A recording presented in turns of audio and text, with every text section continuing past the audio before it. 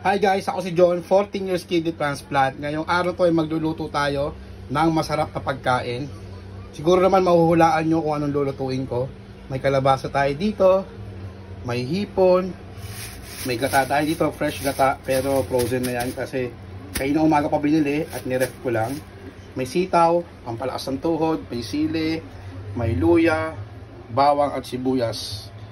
Sigurado ko nahulaan nyo na yung lulutuin ko. Tama kayo, ang lulutuin ko ay sinigang. Hindi, joke lang. Magluluto tayo ng ginataang sitaw kalabasa na may hipon.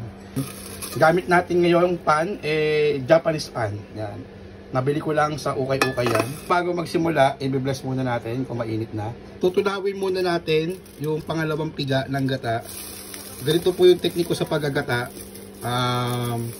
Niluluto ko muna yung gata bago ilagay yung mga ricado. Dito ako natuto magluto nung bata ako. Naalala ko lang dati, habang nagluluto si Papa ng gata, mga sitaw kalabasa, mga laing, yan, mga gatang tambakol, sa akin po pinapahalo. Then hulog-hulog na lang yung mga gulay. Yan. Kaya dahil dito, natuto akong magluto at tahilig ko yung pagluluto. Ilalagay ko na rin itong yung unang gata at lulutuin na po natin yan. Sa mahinang apoy, sisimutin ko muna, sayang eh. You know? Sa mahinang apoy, halo na lang halo. Ngayon, sasabihin nila, bawal yan gata. Hindi nyo naman aaraw-arawin, konti lang naman. Basta, palagi nyo tatandaan, lahat ng sobra, masama. Kahit gaano ka-healthy yung pagkain, kumain ka ng maraming gulay, tulad ng maraming sitaw, pag nakasobra ka, nagiging masama. Basta in moderation lang talaga. Yan, halo-halo lang. Tornado lang. Hintayin ko lang kumulo. Tapos, next na natin yung mga pangricado natin. Kapag kumukulo-kulo na, iligay na natin yung sibuyas. Yan, tapos halo-halo lang. Sunod na natin yung maraming bawang. Then, luya. Pinitpit na luya. Yan. Halo-halo lang. Kailangan kasing haluin ng haluin para hindi mamuo yung gata. Para masarap talaga yung gata, hindi namumuo. Maglalagay tayo ng maraming paminta. Yan. Sarap. Maglalagay din pala ako ng 2 pirasong sili na green. Konting siling pula. Yan, pampaanghang lang. Then halo lang ng halo. Ngayon yung hipon natin, tinanggal ko yung ulo. Ihahalo ko dito para magkalasa na to. Kasi pag sinama agad natin yung laman, ma-overcook naman yung mga hipon. At least ito, kahit ma-overcook, okay lang. Lalabas yung lasa niyan. Ngayon sa bandang huli, check ulit natin kung maglalagay tayo ng asin o hindi. Kapag okay na yung lasa sa akin, hindi na ako maglalagay. Pero pag sobrang tabang, kasi matamis kasi yung gata niyan, maglalagay tayo ng asin. Check natin sa huli. Ganun naman palagi pag nagluluto ako, sa huli ako naglalagay ng asin. Kung kailangan lang. Siya nga pala, habang hinahalo-halo nyo, dudurugin nyo po yung ulo para lumabas yung katas nyan. Ayan o, yung alige. Warning lang, dahan-dahan sa pagkain ng hipon. Mataas sa kolesterol to.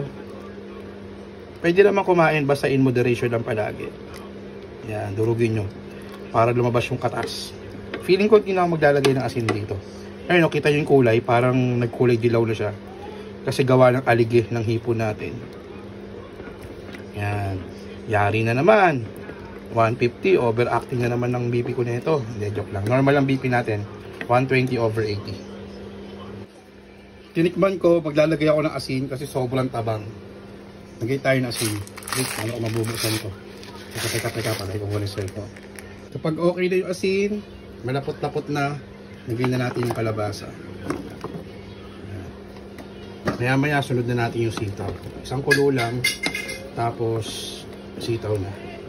So, takpan natin. Yan, kumukulo na. So, tignan natin kung malambot na.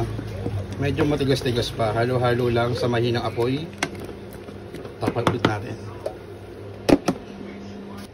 Malambot na yung kalabasa. Sunod na natin yung sitaw. Muna parami yung sitaw ko ah.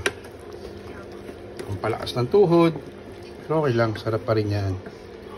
Isang takip, 1 minuto, tapos luto na. Kapag kumulo na, pagkulo, sunod na yung mga hipon, yung laman. Yan. Halo-halo na lang. Tapos takip.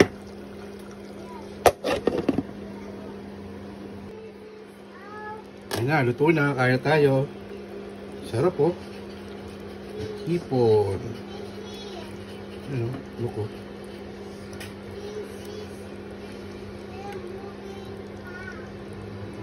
Hipon. Ito na po yung gatang sitaw kalabasa natin na may hipon. Tara, kain tayo.